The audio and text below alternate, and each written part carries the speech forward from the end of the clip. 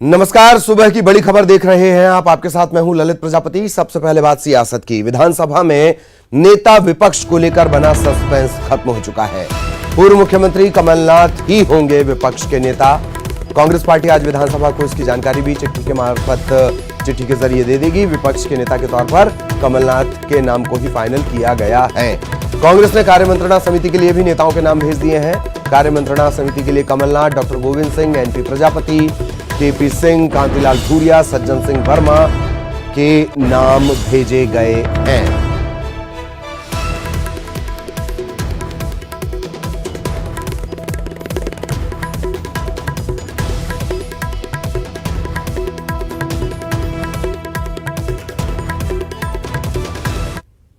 तरफ से नहीं, यह तो पहले ही निर्धारित हो चुका है कि श्री कमलनाथ जी जो हमारे प्रदेश कांग्रेस के अध्यक्ष हैं और जो विधायक दल के नेता भी चुने गए थे, वही विधानसभा में प्रतिपक्ष के नेता रहेंगे।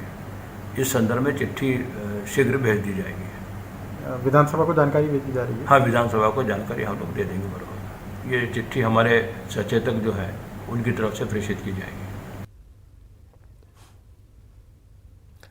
खबर इंदौर से। सांवेर उपचुनाव को लेकर चौपाल चर्चा आज होनी है। जल संसाधन मंत्री तुलसी सिलावट जनसंवाद करेंगे। सांसद शंकर लालवानी, जिलाध्यक्ष राजेश सोनकर, चुनाव प्रभारी रमेश मेंदोला जनसंवाद करेंगे। सांवेर से खुद मंत्री तुलसी सिलावट ताल ठोक रहे हैं और सांवेर साख का सवाल भी है।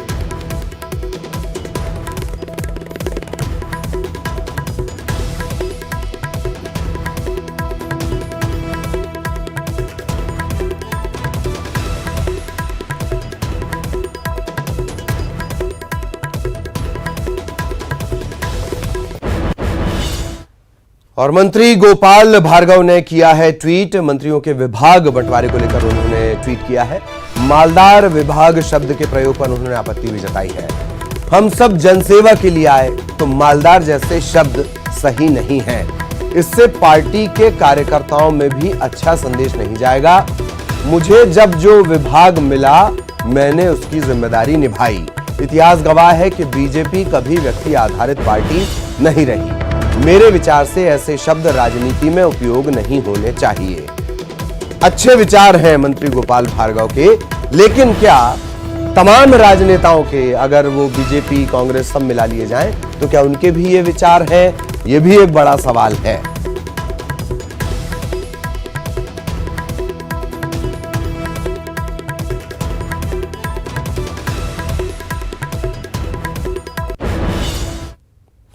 और पूर्व मंत्रियों से बंगला खाली कराने की कवायद भी जारी है। पूर्व मंत्री कमलेश्वर पटेल से बंगला खाली करवाया जाएगा। आज बंगला खाली करवाने के लिए संपदा की टीम जाएगी। 74 बंगले में है कमलेश्वर पटेल का सरकारी निवास, जिसे उन्हें खाली करना होगा। इससे पहले भी लगातार आपने देखा है पूर्व मंत्रियों से बंगला खाली करवाने की कोशिश हुई, नोटिस तक जारी किया गया है। तो अब कमलेश्वर पटेल हैं, उनसे बंगला खाली करवाया जाएगा।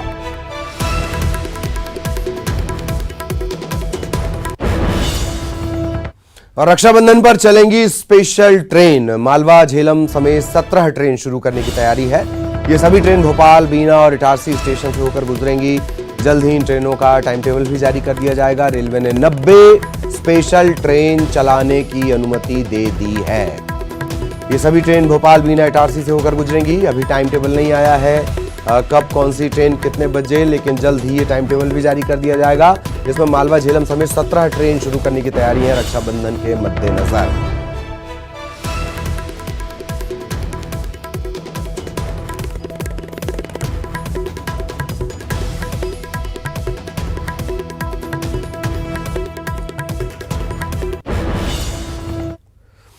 खबर रायपुर से। छत्तीसगढ़ में लगातार कोरोना का कहर जारी है। 24 घंटे में 114 नए मरीज यहां पर मिले हैं। 24 घंटे में 73 मरीज डिस्चार्ज भी हुए हैं कोरोना से। हालांकि एक मरीज की मौत भी हुई है।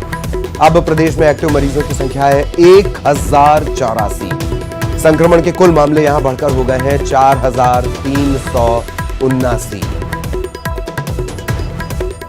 तो अब तक छत्तीसगढ़ में कोरोना के चलते, कोविड-19 के चलते 20 लोगों की मौत भी हो चुकी है। संक्रमण के मामले बढ़कर हो गए हैं 4379।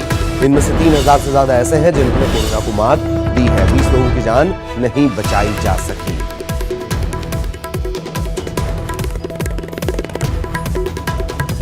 और इधर कोरोना का कहर या कोरोना की रफ्तार राजधानी में भी लगातार तेजी से बढ़ रही है। अगर आज की बात कर ली जाए, 12 नए कोरोना पॉजिटिव मरीज मिले हैं, कोविड-19 पॉजिटिव। रायपुर की सिर्फ बात कर ली जाए तो कुल पीड़ितों की संख्या यहां पहुंच जाती है, कुल संक्रमण के मामले यहां हो जाते हैं 836 तक। रायपुर से ही शुरुआत हुई थी। छत्तीसगढ़ में कोविड-19 की एंट्री की, कोरोना की एंट्री की, और अब रायपुर अकेले में अगर मामले देख लिए जाएं तो संक्रमण के मामले हो गए हैं 836।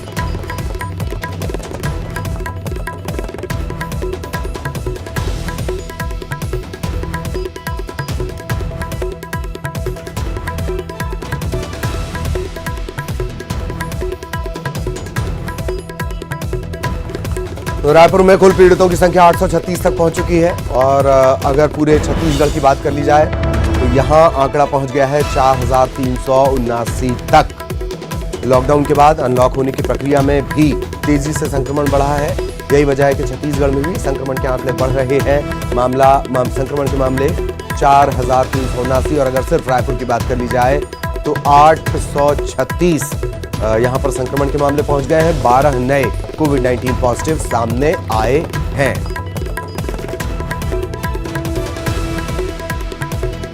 सहयोगी देवव्रत इस वक्त हमारे साथ जुड़े हुए हैं, सीधा रायपुर आपको लिए चलेंगे। देवव्रत, तेजी से बढ़ते संक्रमण के मामले अकेले रायपुर में ही 836। देवव्रत,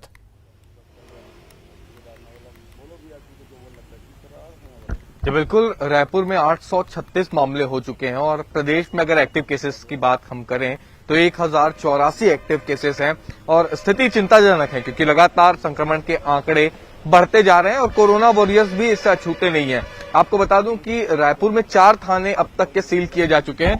ठीक मेरे पीछे आप जो थाना देख रहे हैं यह आजाद चौक थाना है। यहाँ से भी एक स्टाफ जो है वो कोरोना संक्रमित निकला, उसके बाद से पूरे थाने को सील कर दिया गया है। यही स्थिति जो है रायपुर नगर निगम के जोन कमिश्नरी 2 की है। यहाँ पर भी वहां पे भी एक जो महिला स्टाफ है वो संक्रमित निकली और उसके बाद जोन कमिश्नर नगर निगम का जो दफ्तर है वही सील कर दिया गया।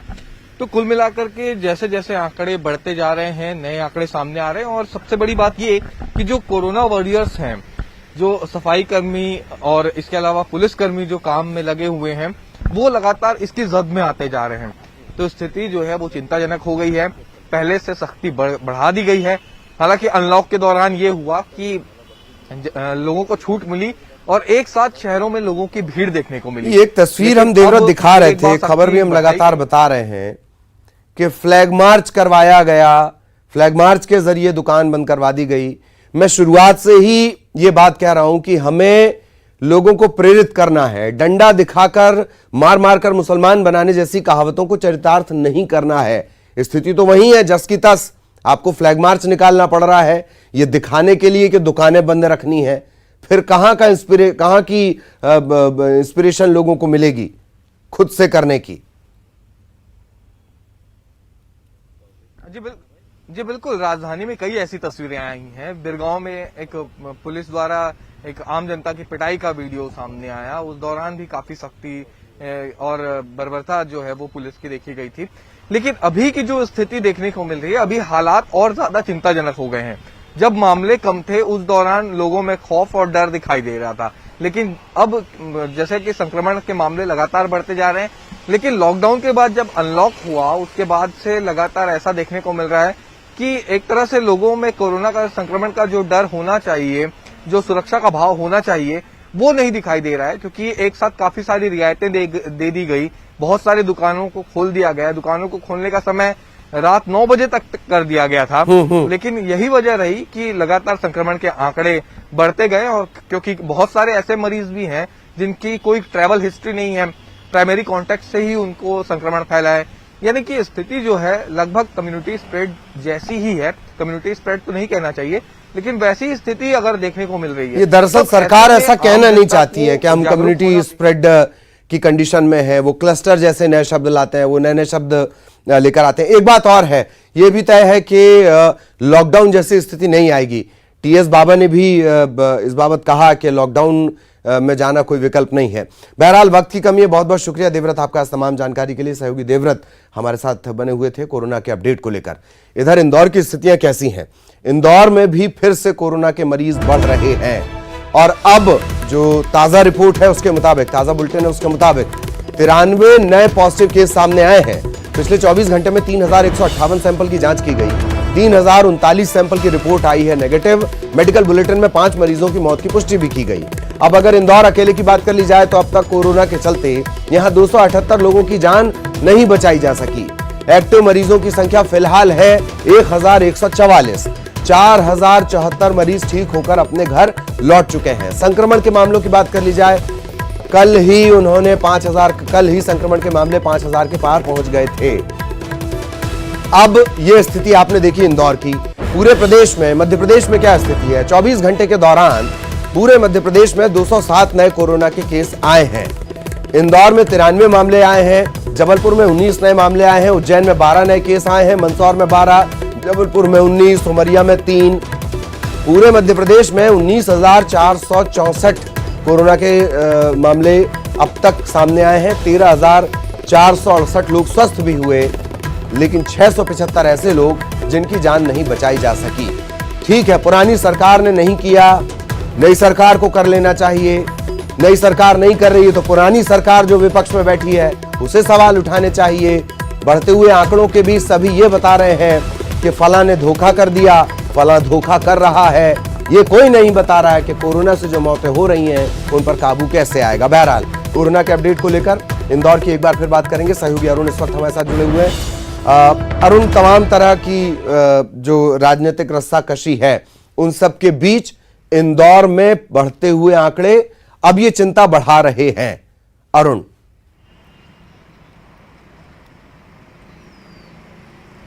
बिल्कुल, देखिए अगर चिंता की बात की जाए तो चिंता की बात अभी बिल्कुल नहीं है, क्योंकि जो सैंपल की जांच है वो 3158 सैंपल की जांच की गई है, यानी कि बहुत ज़्यादा सैंपल की जांच की गई। उसमें 93 मामले सामने आए हैं और संक्रमण की दर है 3% के आसपास है। अगर कल की बात की जाए तो कल 1211 सैंपल की जांच की गई थी और 51 मामले सामने आए थे। कल जो संक्रमण की दर थी वो 5% थी और आज घटकर वो 3% रह गई है। तो ऐसे में इंदौर बेहतरी की ओर बढ़ रहा है। इंदौर में जो लेफ्ट राइट है बाजार वो उस हिसाब से खुल रहे हैं, उस सिद्धांत पे खुल रहे हैं। कल 23 जो दुकान मालिक थे उन्होंने इस सिद्धांत का पालन नहीं किया था, उन पर कार्रवाई की गई। कलेक्टर लगातार औचक निरीक्षण कर रहे हैं और इंदौर में जो कोरोना के हालात हैं वो धीरे धीरे सुधर रहे हैं। 1144 एक्टिव केस हैं और व्यवस्था अगर की बात की जाए तो 10,000 बेड की व्यवस्था इंदौर ने कर रखी थी, लेकिन पूरा जुलाई आधी निकल गई है। जून में ये था कि बहुत ज़्यादा संख्या में मरीज आए, लेकिन जुलाई भी आ गई है और मरीजों की संख्या है वो लगातार कम हो रही है, ज़्यादा अभी फ़िलहाल नहीं हो रही है, क्योंकि जिस तरह के हालात पिछले दिनों थे उससे अभी हालात बेहतर हैं। तो मरीजों की संख्या ज़रूर बढ़ी हुई दिखाई दे रही है, क्योंकि सैंपल की जांच भी ज़्यादा हुई है, लेकिन पूरी तरह से एहतियात बरती जा रही है। लोगों से अपील की जा रही है कि वो सोशल डिस्टेंसिंग का पालन करें, मास्क पहने और बार बार हाथ धोएं। जो व्यावसायिक प्रतिष्ठान है उनमें भी सैनिटाइजर की व्यवस्था है या नहीं है, मास्क लोग पहनकर काम कर रहे हैं या नहीं कर रहे हैं, सोशल डिस्टेंस का पालन हो रहा नहीं, और इन सब की जांच भी औचक तरीके से की जा रही है और औचक निरीक्षण किया जा रहा है। अचानक से ही जिला प्रशासन और नगर निगम के अधिकारी पहुंच जाते हैं, इससे लोगों में अलर्टनेस आई है और लोग अलर्ट भी दिखाई दे रहे हैं। रात 9 बजे के बाद पूरी तरह से कर्फ्यू यहाँ पर लगा दिया जाता है। 8 बजे सारी दुकानें कल बंद हो गई थी। तो ऐसे में अब कहा जा सकता है कि इंदौर अब धीरे धीरे सुधर रहा है। यहाँ के लोगों में कोरोना के प्रोटोकॉल को लेकर काफी जागरूकता दिखाई दे रही है और इंदौर के हालात अब धीरे धीरे बेहतर होंगे, ऐसा माना जा रहा है। हालांकि लॉकडाउन की बात भी बीच में की जा रही थी, लेकिन अब लॉकडाउन के हालात दिखाई नहीं दे रहे हैं। जी जी जी, चलिए बहुत बहुत शुक्रिया अरुण आपका इस तमाम जानकारी के लिए। सहयोगी अरुण, इंदौर की स्थितियां और जैसे अरुण जानकारी दे रहे हैं, इंदौर में कहीं कोई अब चिंता की बात नहीं है। खबर रायपुर से, अब ऑनलाइन होगा रेलवे रिजर्वेशन चार्ट। कोरोना काल में व्यवस्थाओं में बदलाव हो रहा है, यात्रियों की सुविधा के लिहाज से बदलाव हो रहे हैं। अब टीवी और मोबाइल पर रिजर्वेशन चार्ट होगा। रायपुर रेल मंडल रिजर्वेशन चार्ट की जानकारी देगा। स्टेशन पर लगी टीवी स्क्रीन पर भी जानकारी मिलेगी। जैसे कि इससे पहले आपने देखा एक प्रिंट आउट लगा होता है, बोर्ड अलग अलग होते हैं प्लेटफॉर्म पे, उसमें तमाम ट्रेनों की जानकारी होती है, लेकिन अब उसे ऑनलाइन आपके मोबाइल के जरिए भी उसे देखा जा सकेगा, कंप्यूटर लैपटॉप के जरिए भी उससे उस रिजर्वेशन चार्ट को देखा जा सकेगा।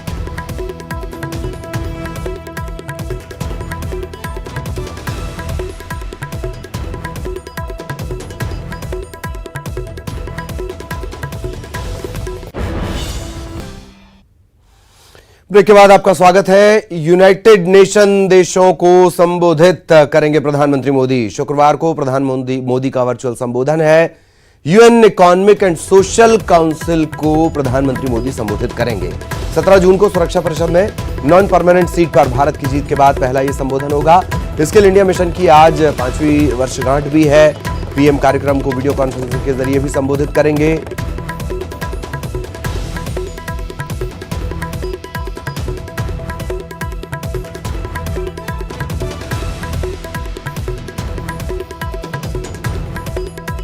तो प्रधानमंत्री मोदी शुक्रवार को वर्चुअल ये संबोधन रहेगा। UN economic and social council को संबोधित करेंगे।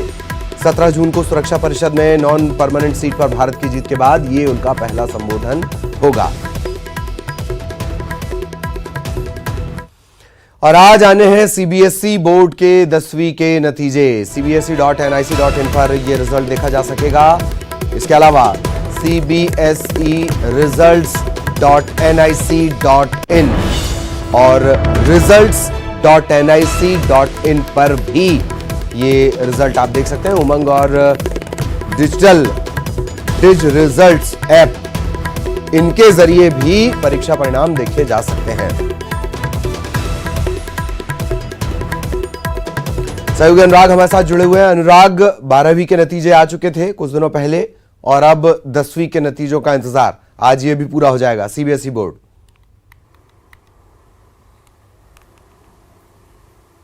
बिल्कुल, देखिए प्रदेश के लाखों छात्र सीबीएसई की 10वीं परीक्षा में शामिल हुए थे और उन सभी को इंतज़ार है कि आज जो नतीजे आएंगे वो किस तरीके के होंगे। हालांकि जो 12वीं के नतीजे आए थे उसमें 5.38 की वृद्धि हुई थी, इजाफा हुआ था। ऐसे में 10वीं के छात्रों का रिजल्ट किस तरीके का होगा, इस पर सभी की नज़र टिकी हुई है। खबर इसी बात को लेकर है कि दोपहर तक जो है नतीजे निकलकर सामने आ जाएंगे।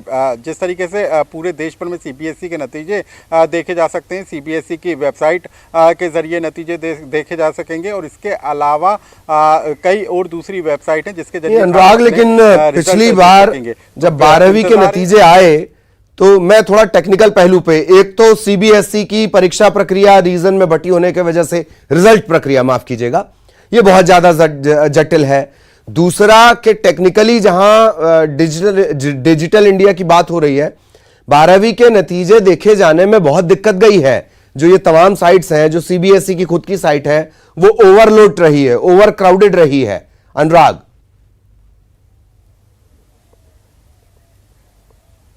बिल्कुल ललित, देखिए 12वीं के जब नतीजे घोषित हुए थे तब इस तरीके के हालात बने थे कि कई बार नतीजे देखने में छात्रों को मुश्किलों का सामना करना पड़ा था और इस बार 12वीं से ज़्यादा संख्या 10वीं के छात्रों की है। हालांकि अलग अलग रीजन में बटा हुआ है, लेकिन एक साथ सभी रीजन के नतीजे घोषित किए जाएंगे। अजमेर रीजन से मध्य प्रदेश जुड़ा हुआ है और यहीं से जो है नतीजे जारी किएंगे। तो जो केंद्रीय बोर्ड है उसने इस बात के निर्देश जारी किए, जानकारी साझा की है कि जो वेबसाइट है उस पर किस तरीके से नतीजे मुहैया हो सकेंगे। इसके अलावा कुछ और जरिए जैसे उमंग ऐप है, उसके जरिए भी छात्र अपने नतीजे देख सकेंगे। तो कुल मिलाकर आज दोपहर में नतीजे आ जाएंगे। हालांकि उम्मीद इसी बात को लेकर है कि जो व्यवस्थाएं की गई हैं और कोर्ट ने निर्देश भी इस बात को लेकर दिए थे कि 15 जुलाई तक नतीजों की घोषणा कर दी जाए, तो उसी के तहत आज नतीजों का दिन रहने वाला है। लेकिन छात्रों को दिक्कत ना हो, इसको लेकर भी केंद्रीय जो बोर्ड है उसने कई तरह के इंतजाम किए। जी, हालांकि 12वीं के नतीजों के बाद ये कहा गया था कि जो तकनीकी दिक्कतें हुई हैं उन्हें सुधार लिया जाएगा। तो एक तरीके से वो जो बात कही गई उसकी भी कसौटी आज चेक कर ली जाएगी। बहुत बहुत शुक्रिया अनुराग इस तमाम जानकारी के लिए। अनुराग की नजर लगातार बनी हुई है, आगे भी रिजल्ट के अपडेट हम आपको देंगे। खबर रायपुर से, निजी स्कूलों में प्रवेश के लिए पहली लॉटरी है आज। गरीब परिवार के बच्चों का निजी स्कूलों में प्रवेश होगा। आरटीई के तहत निजी स्कूलों में प्रवेश होगा। प्रदेश भर में 80,000 सीटों के लिए 79,492 आवेदन आए हैं।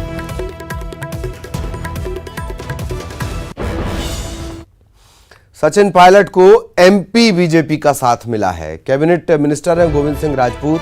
उन्होंने बयान दिया है कि कांग्रेस पार्टी में टैलेंट को दबाने का काम हो रहा है। टैलेंट को जितना दबाया जाएगा वो उतना ही निखरेगा। सचिन पायलट कोई बड़ा फैसला लेंगे। कांग्रेस पार्टी पर युवा और टैलेंटेड लोगों को दबाने का आरोप गोविंद सिंह राजपूत ने लगाया है।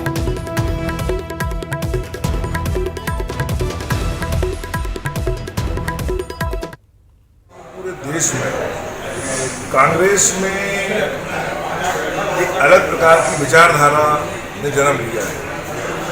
जो व्यक्ति में टैलेंट है, जो व्यक्ति जनता की आवाज है, उस आवाज को दबाने का काम कांग्रेस में हुआ है। सचिन पायलट जी बहुत ही मैं समझता हूँ ऊर्जावान नेता है और राजस्थान सरकार बनने में उनकी महत्वपूर्ण भूमिका रही है। इस बात को पूरा देश जानता है। जहाँ एक और सिंधिया जी की भूमिका सरकार बनाने मध्य प्रदेश में थी, वहीं सचिन पायलट की भूमिका को कोई इग्नोर नहीं कर सकता। लेकिन मुख्यमंत्री बनने का समय आया तो गहलोत जी बन गए। तो टैलेंट को कब तक दबाओगे? और इसी के साथ इस बुलेटिन में इतना ही। नमस्कार।